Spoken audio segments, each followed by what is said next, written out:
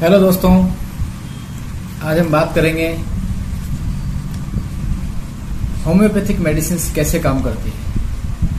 आप में से ज़्यादातर लोग अक्सर देखते हैं कि आपका होम्योपैथिक डॉक्टर आपको ज़्यादातर बीमारियों में ना नहीं कहता है कि हाँ ठीक हो जाएगी। तो उसी पे आज हम बात करेंगे कि होम्योपैथिक मेडिसिन काम कैसे करती है।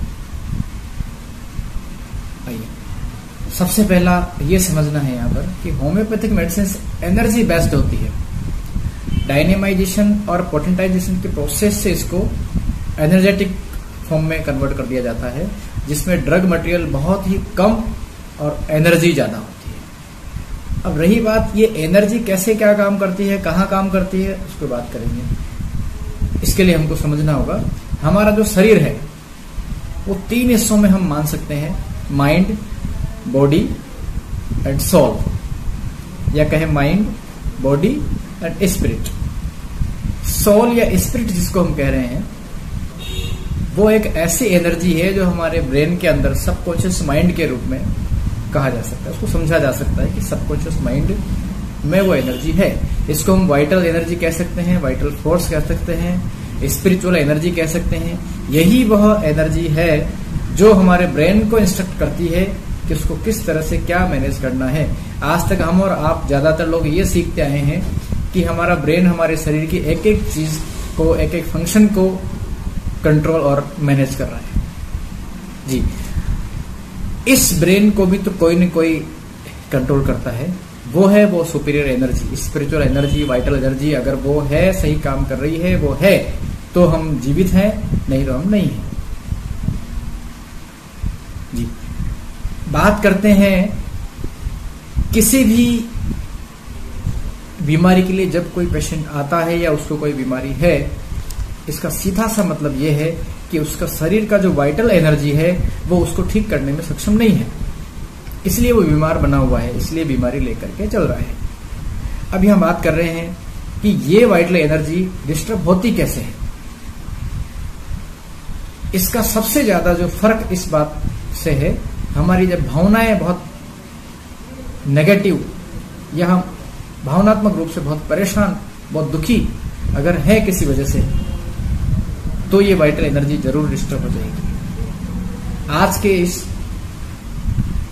दौड़ धूप की जिंदगी में ज्यादातर लोग मशीन की तरह हो गए। किसी को जॉब का प्रेशर है, किसी को कमाने का प्रेशर है, किसी को घर में कोई टेंशन है, किसी को पति पत्नी का कोई इश्यू है, किसी को किसी से कंपटीशन है, कुछ लोग ऐसे ही टेंशन करते हैं। तो चिंता एक ऐसी चीज है जो आजकल बहुत ज्यादा इंसानों के दिमाग पर हावी है। यही नेगेटिव जो चिंता है, नेगेटिव जो परेशानी हम महसूस करते हैं, दुख जो महसूस करते हैं, वो हमारी उस वाइटल फोर्स को डिस्टर्ब कर देता है, उस वाइटल एनर्जी को डीअरेंज कर देता है। अब होम्योपैथिक मेडिसिन में इतनी कैपेसिटी है कि अगर सही मेडिसिन जो उस पेशेंट का जिस तरह का एनर्जी है, जिस वजह से डिस्टर्ब हुआ है, जिस तरह का उसका जेनेटिक कॉन्स्टिट्यूशन है, वो सब चीजें पता करके अगर आप बेस्ट सिमिलर मेडिसिन आपको कोई मिलती है, इसके लिए आपकी detail case history, past history सारी लेनी रहती है। आपके टेंशन, आपका झगड़ा, आपकी रिएक्शंस, आपका स्वभाव, आपकी आदतें, आपके सपने, बहुत कुछ इसके लिए हमको डिटेल पूछ करके आपका कॉन्स्टिट्यूशन पता करके उसके सिमिलर मेडिसिन हमको सेलेक्ट करनी रहती है।